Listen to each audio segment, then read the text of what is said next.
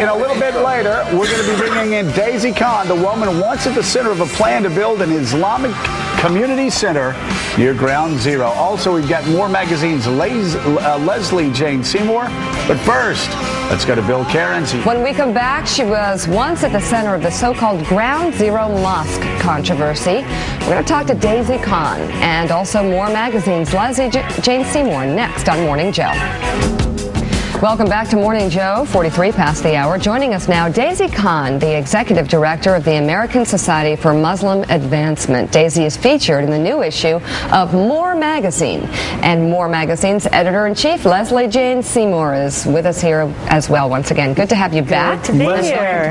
Let's talk, like we're going to pretend that Daisy's not even Okay, here we go. Yes. Tell me about Daisy. Why did you all decide to profile her, and what did you learn? Well, she's a woman caught in the middle. She's somebody who really was trying to find both sides, and in the system we're in right now, if you're in the middle and if you're moderate, you're going to catch it from both sides. And I think it was an interesting study in how somebody works this out.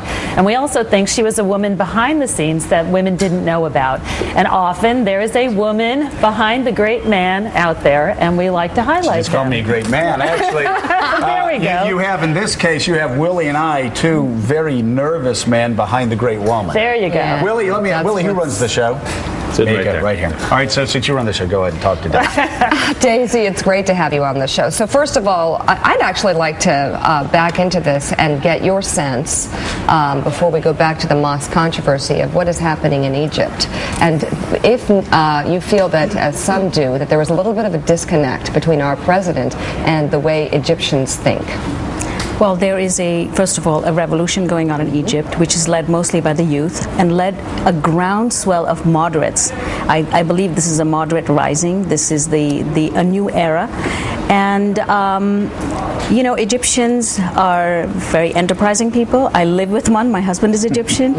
And they're very successful when they go, overseas. And the problem is that they've not been able to realize their potential because they're living in a dictatorial state. And I think that the youth have basically realized that they need to take the power.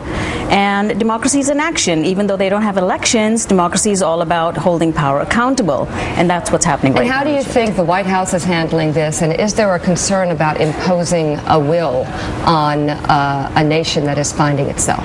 No, I think on the contrary, at this point, this is a time when we have to live up to our ideals, and we have to really spread the ideals that we genuinely believe in, which is all the freedoms that we take for granted. This is what Egyptians are asking for. They're asking for the freedom to, to have justice, to have participation in their political system, and they want poverty alleviation. They want the things that we have, and this is what they're yearning for this. And America is still the beacon of the world when it comes to freedom, and this is what they're asking our help with. American is the beacon of the world, and yet we had such a controversy about the community center that you and your husband were trying to start blocks away from Ground Zero.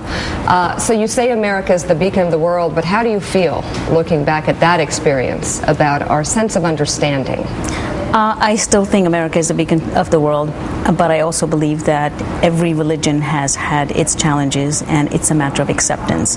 All religions have gone through the struggle of acceptance, and we, the Muslim community, are also trying to define ourselves in this country right now. Where are you, though, in that battle? Because I must tell you that one of the more depressing things to me was the fact that in 2010, Americans seem to be less accepting of Muslim Americans than they were even in the months after 9/11. Because after 9/11, it seemed like a lot of Americans were saying, okay, we want to understand this. We want to get our arms around the Muslim community. And we always took pride in the fact that, well, in Great Britain, there seemed to be Muslims being segregated, that we integrated Muslims into American society, but it did not look that way this summer.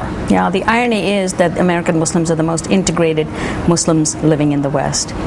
and they thrive. They are a very robust community, and unfortunately, there was a very vehement opposition, and we became a political football during the November elections, and we were used as an issue, and we became a wedge issue. So this is why there was so much opposition and so much organized opposition.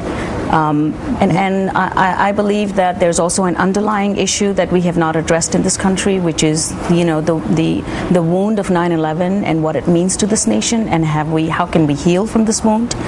And this is what we're working on right now. We're going around the country speaking to many people and reaching out and talking to people. Lesley, why do you think we Americans had such a reaction? Again, in New York, a place that's supposed to be the most open-minded and pluralistic.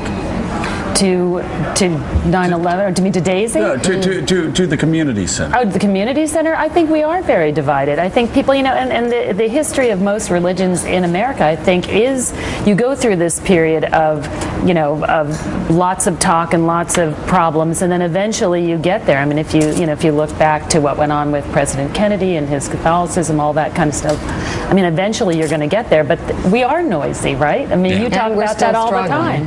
Yeah. And that's the struggle. Daisy, you and your husband were painted at the time of this a few months ago by some as sort of radicals who wanted to put a stick in the eye of people who'd suffered at Ground Zero and their families. But then as we read more about your story, we realized some of the work you've done as moderate Muslims and done outreach between the United States and the Muslim world. Can you talk about your background a little bit and what you do going forward? Well, to go back to the moderates, the irony is most Americans always said, where are the moderate Muslims? And so here we are, America, we are here, we're creating a community center that's run by moderates, and it's going to be open to all, and then we get this sort of crush of opposition, defining us as extremists.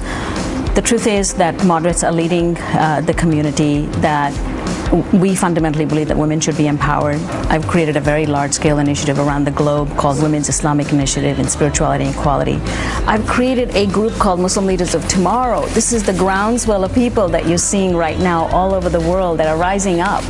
And these are the kinds of initiatives that we moderate Muslims need to undertake to show the world,